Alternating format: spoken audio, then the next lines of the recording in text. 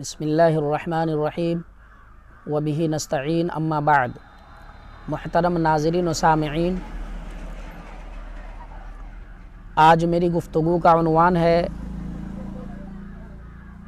کہ روزہ چھوڑنے کی اجازت کن لوگوں کو ہے اور کب ہے۔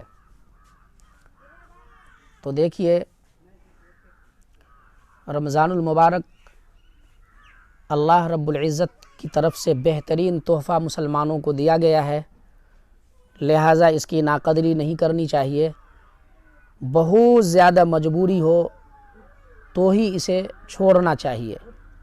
اس کو چھوڑنے کی حد بھی شریعت نے بتا دی ہے۔ تو آج میں اسی چیز کو آپ کے سامنے پیش کروں گا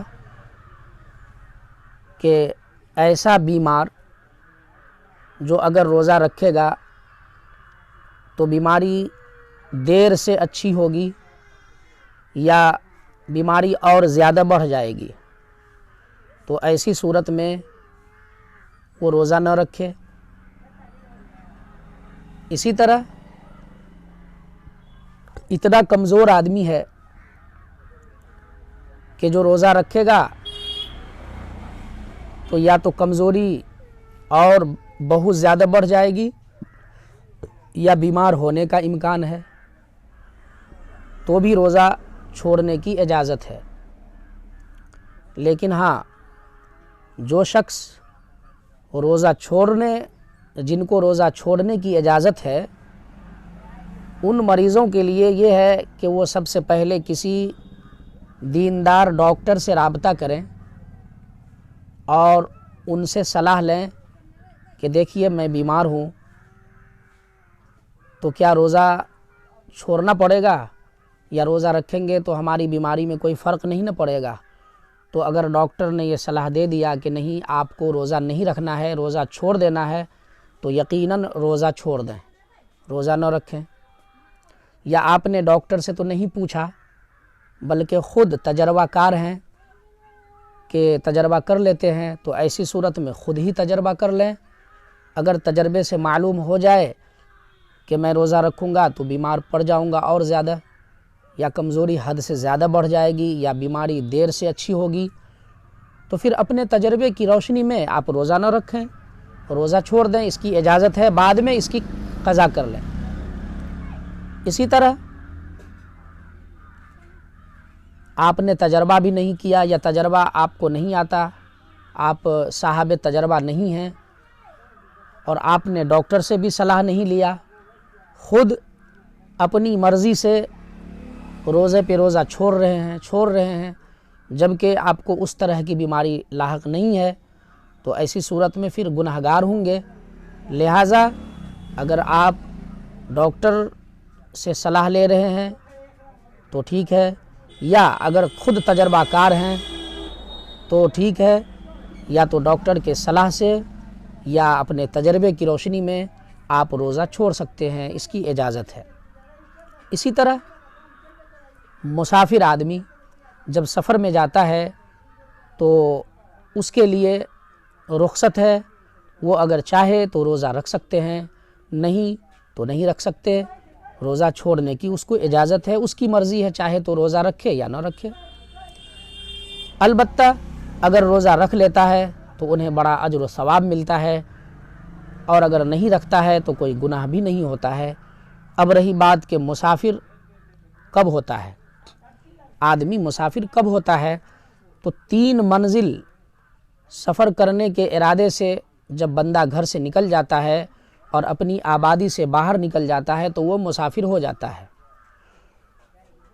اب اس کو روزہ چھوڑنے کی اجازت ہے سفر میں۔ تو اب 3 منزل کہتے کس کو ہیں؟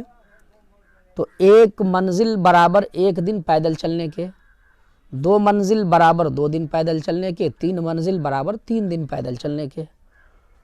تو 3 منزل جس کا تخمینہ میل کے اعتبار سے 48 میل شرعی ہوتا ہے، تو اگر کوئی 48 میل شرعی کا سفر کرتا ہے یا اس سے زیادہ کا سفر کرتا ہے، اس سے زیادہ دوری کا سفر کرتا ہے، تو وہ گھر سے نکلتے ہی آبادی سے باہر ہوتے ہی مسافر ہو جائیں گے۔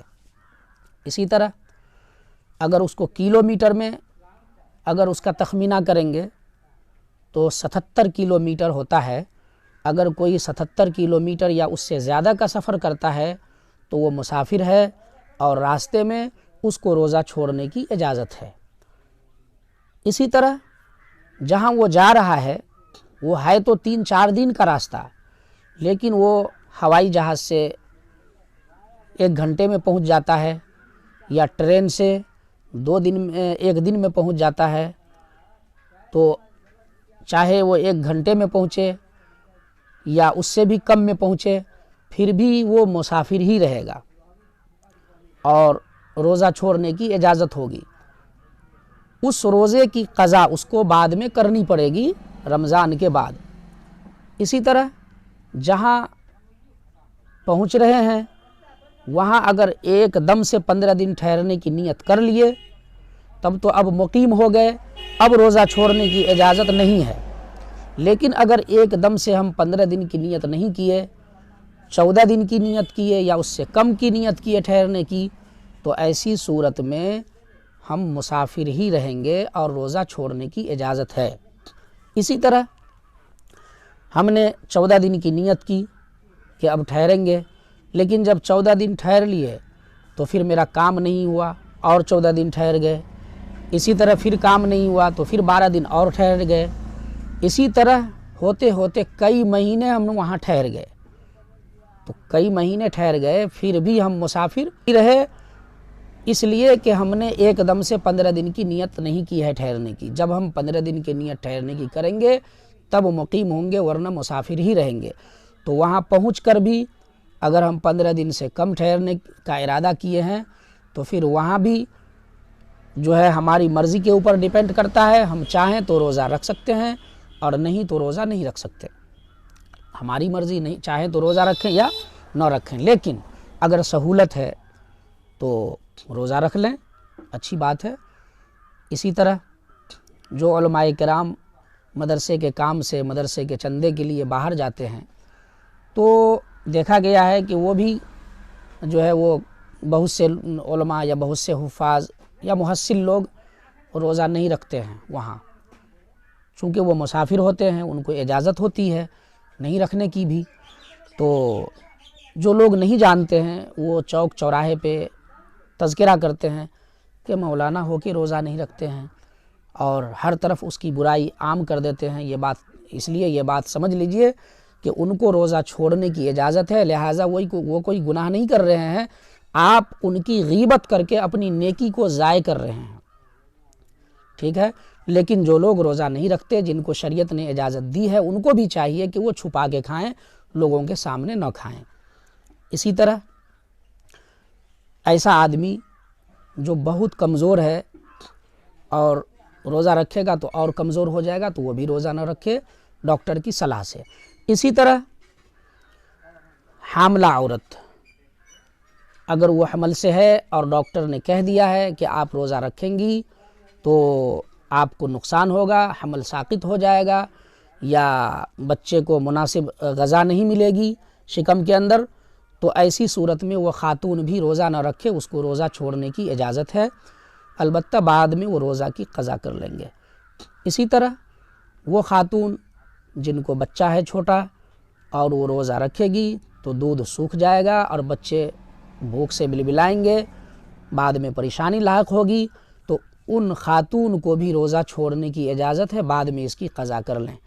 یا وہ خاتون جو ماں تو نہیں ہے اس بچے کی بلکہ رشتہ دار ہے یا اور کسی نہ کسی طرح سے تعلق بنتا ہے اور وہ دودھ پلاتی ہیں بچے کو یا مزدوری پہ دودھ پلاتی ہیں، تو ایسی صورت میں ان عورت کو بھی جو بچے کو دودھ پلاتی ہیں ان کو بھی روزہ چھوڑنے کی اجازت ہے۔